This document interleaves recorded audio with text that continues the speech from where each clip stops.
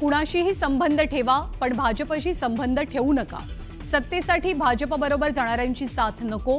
कार्यकर्त्यांच्या मेळाव्यात शरद पवारांचं मोठं वक्तव्य. संधी साधूपणाचं राजकारण करू नका. शरद पवारांचा अजित पवारांना टोला. प्रत्येकाला मत मांडण्याचा अधिकार. शरद पवारांच्या टीकेला अजित पवारांची प्रतिक्रिया. शेकडो कार्यकर्त्यांसह ठाकरेंचे नेते सुधाकर बडगुजर आणि बबन घोलप यांचा भाजपत प्रवेश. मनपा निवडणुकीत ठाकरेंना दाखवून देणार, बडगुजरांचं विधान. बडगुजरांचा पक्षप्रवेश उद्या किंवा परवा होईल असं वाटलं, मात्र महाजनांचा फोन आला की आजच प्रवेश होतोय. बडगुजरांच्या पक्षप्रवेशासंदर्भात सकाळी केलेल्या वक्तव्यावरनं बावनकुळेंची सारवासारव.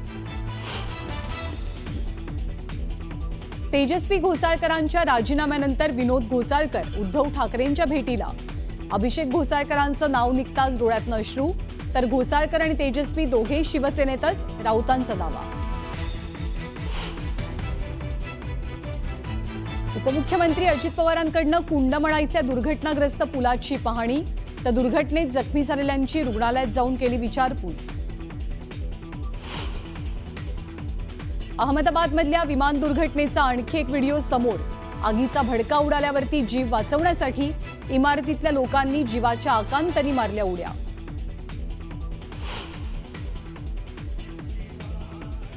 अहमदाबादमधल्या विमान दुर्घटनेतील कॅप्टन सुमित सबरवाल यांना अंतिम निरोप. लाडक्या लेकाला निरोप देताना वडिलांना अश्रू अनावर, तर पनवेलमध्ये मैथिलीच्या पार्थिवावर अंत्यसंस्कार.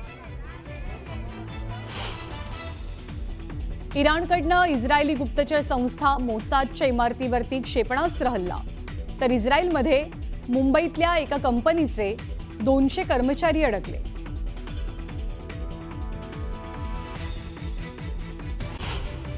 शिवसेनेला जय महाराष्ट्र करत नाशिकमधील नेते सुधाकर बडगुजर यांनी कमळ हाती घेतलेला आहे. बडगुजर, बबनराव घोलपांसह माजी नगरसेवक आणि अनेक कार्यकर्त्यांनी पक्षप्रवेश केल्यामुळे नाशिकमध्ये भाजपाची ताकद वाढलेली आहे. हा शिवसेना उभाटाला मोठा धक्का मानला जातोय. तर बडगुजर यांच्या पक्षप्रवेशामागे अनेक राजकीय घडामोडी घडलेल्या आहेत. काही दिवसांपूर्वी नाशिकमधील घडामोडीनंतर बडगुजर यांनी पक्षविरोधात नाराजी व्यक्त केली होती आणि त्यांची पक्षातून हकालपट्टी करत असल्याचं नाशिकच्या पदाधिकाऱ्यांनी पत्रकार परिषदेमध्ये जाहीर केलं होतं.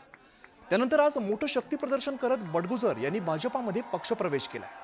आगामी महापालिका निवडणुकीत दूध का दूध, पाणी का पाणी करू असा थेट इशाराच त्यांनी ठाकरेंच्या शिवसेनेला दिलाय. पक्षासाठी ज्यांनी ते काम केलं, परंतु अचानक नीतीने हाला घातला आणि माझ्यावरती कारवाई केली. पण ज्या पक्षाने माझा अनादर केला त्या पक्षाला मी सांगू इच्छितो की महापालिकेच्या निवडणुकीमध्ये दूध का दूध, पाणी का पाणी होईल. आपण अतिशय आडामासाचे कार्यकर्ते आहात. एका जिद्दीनं आपण माझ्या पाठीमागे आणि भाऊच्या पाठीमागे उभं राहिला. मी केवळ बडगुजरचा अपमान झाला, तो चांगला प्रामाणिक कार्यकर्ता, त्याला काढून टाकलं म्हणून मी त्याच्याबरोबर आलेलो आहे. आणि आमच्यासारख्या ज्येष्ठांचा सुद्धा सन्मान होत नाही, आणि मग अशा ठिकाणी कशाला राहायचं.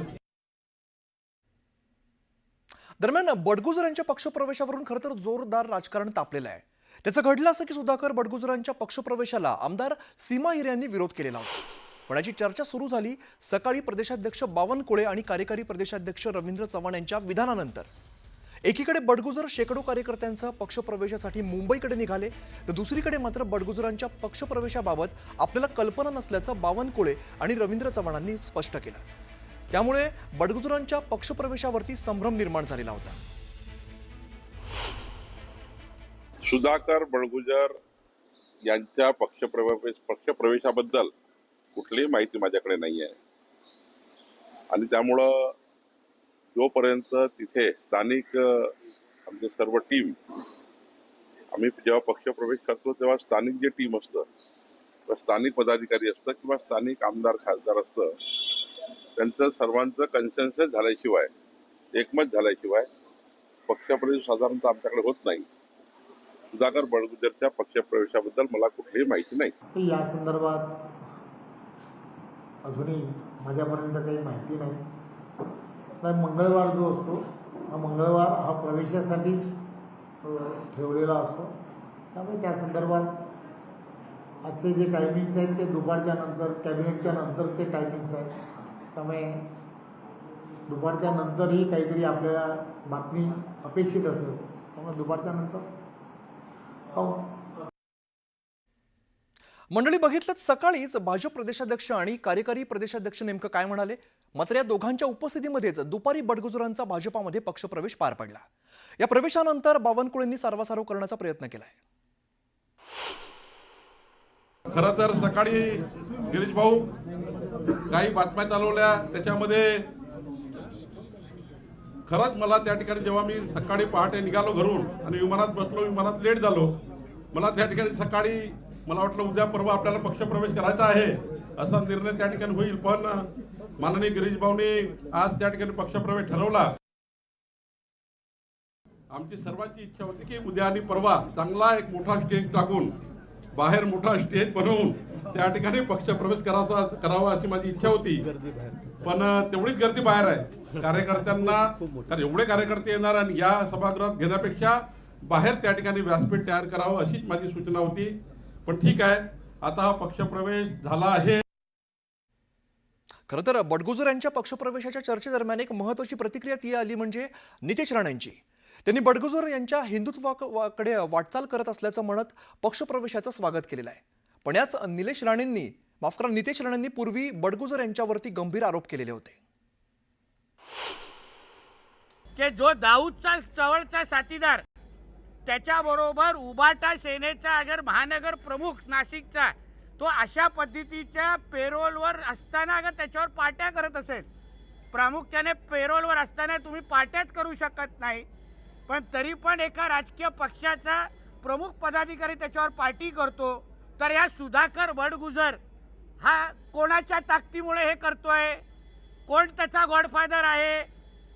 या सलीम कुत्ताला वाचवण्यासाठी कुठल्या राजकीय नेत्यांचे फोन आलेले, ह्या सगळ्याची चौकशी व्हावी असं आम्ही सभागृहामध्ये मागणी केली. बडगुजरांच्या हल्लीचा प्रवास हा हिंदुत्वाच्या दिशेने फार जोमाने सुरू आहे.